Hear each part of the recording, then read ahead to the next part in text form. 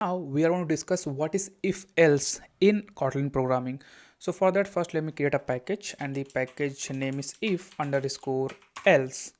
And in this if else, I'm going to create a file, and the file name is if else.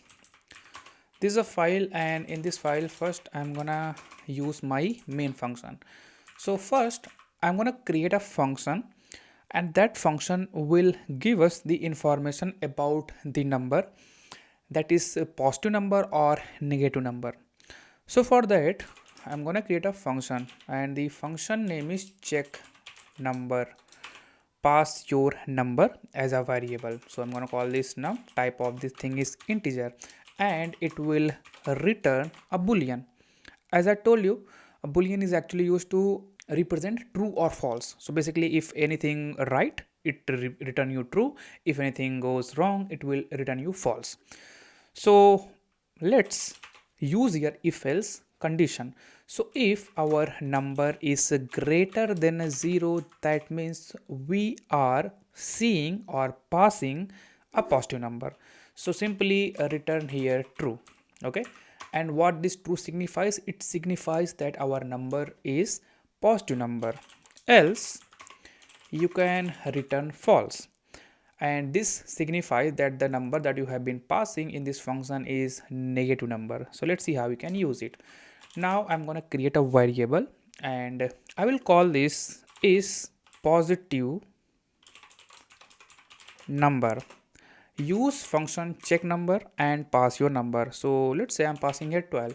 So 12, yes, it is a positive number, so I believe my check number function will return me true.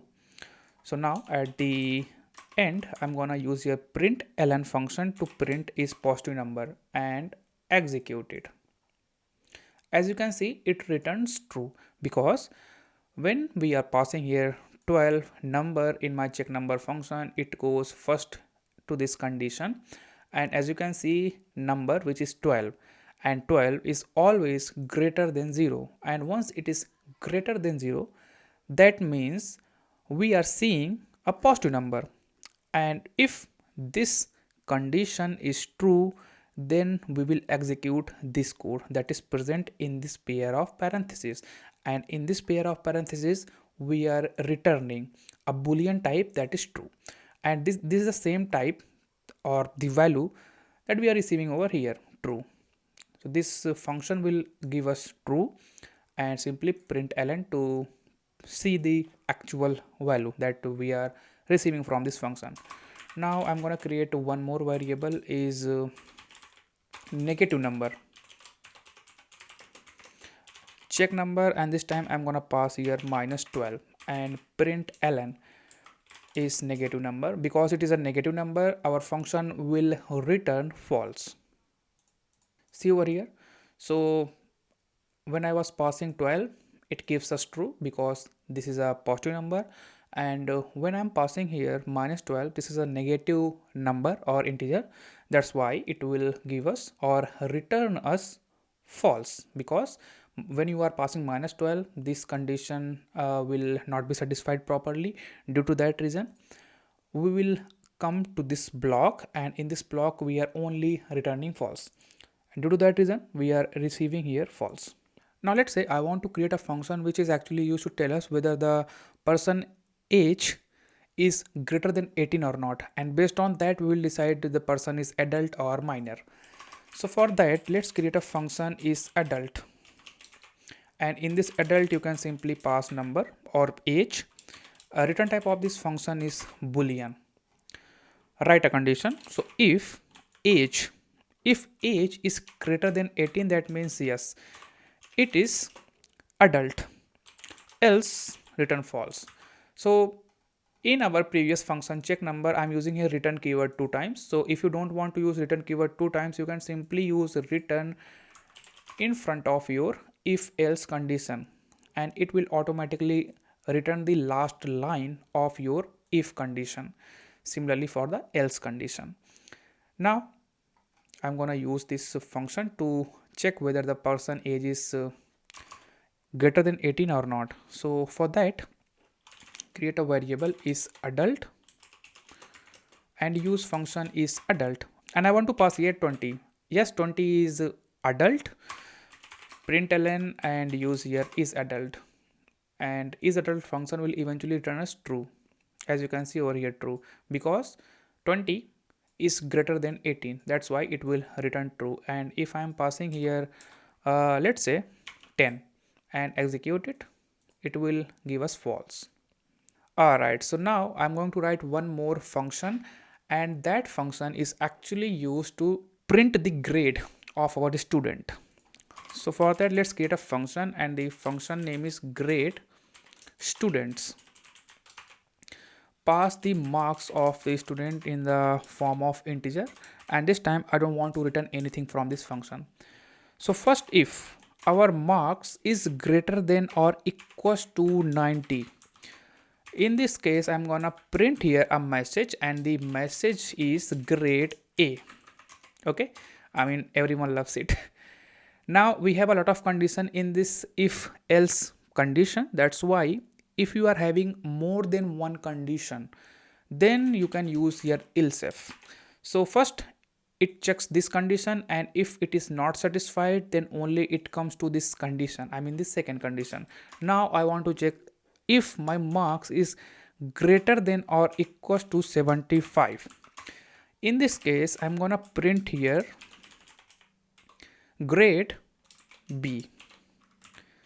Again I want to write one more condition to check if our marks is greater than equals to 50, then I wanna print here grade C. And lastly I'm gonna write a else block. So if all the condition fails that you have mentioned on the top of your branches, then it will execute this else. And I'm using here println and call this grade F, I mean the fail. Now I'm going to use this grade student function. So for that, first use grade student and pass here 95, duplicate this thing couple of times. Next I'm gonna use here 80. Next I'm use here 65, and lastly I'm gonna use here 15. So first it will print grade A, then it will print grade B, then it will print grade C, and lastly it will print F. So execute it. See over here, first we are passing 95. So 95 marks is greater than 90. That's why we are seeing over here grade A. Next we are passing here 80. So as you can see 80 is not greater than 90. So it will simply jump to the second condition, which is over here. Now 80 is greater than 75. Yes, it is true. And if it is true, it will simply execute this line of code. So once it will execute this line of code, we are going to see grade B. Similarly, we are passing here 65. Now 65 is greater than 90. No, it's not. So it checks the second condition. 65 is greater than 75. No, it's not. It simply fall to this condition. 65 is greater than 50. Yes, it is. So it will print here grade C. And lastly I am having here 15. Now if you can see 15 is greater than 90. No, it is not. It check the second condition. 15 is greater than 75. No, it is not. It check the other condition. 15 is greater than 50. No, it is not. So lastly we have this else block. Now it will simply execute this else block. So we are having here grade F. Now we are going to discuss nested if else condition. So let's say I want to create a function, and that function is actually used to tell us whether the number is even or odd, and if the number is negative, we shall print number is negative. So for that I'm going to create a function, and the function name is check number type. Pass your number variable in it. So first I'm going to check the number is greater than or equals to 0 or not. That means if number is greater than or equals to 0, that means we are getting positive number. Now I'm going to write one more if condition. So number modulo 2 is equals to 0.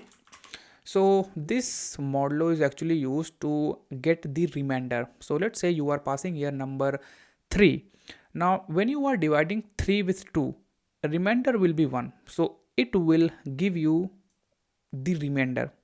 and if you are passing here 2, so 2 divided by 2 will give us 0 as a remainder, so it is equivalent to 0.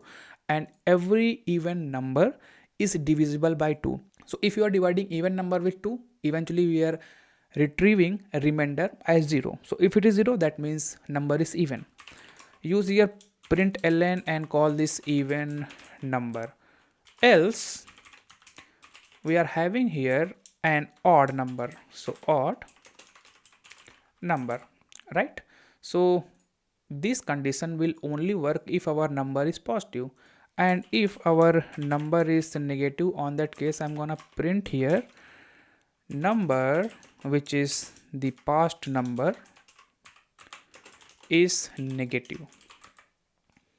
So this is the function which is actually used to tell us whether the past number is even or odd or a negative number. So let's use it. Check number type, and first I'm gonna pass here 2. Again I'm gonna use the same function with an odd number. Execute it.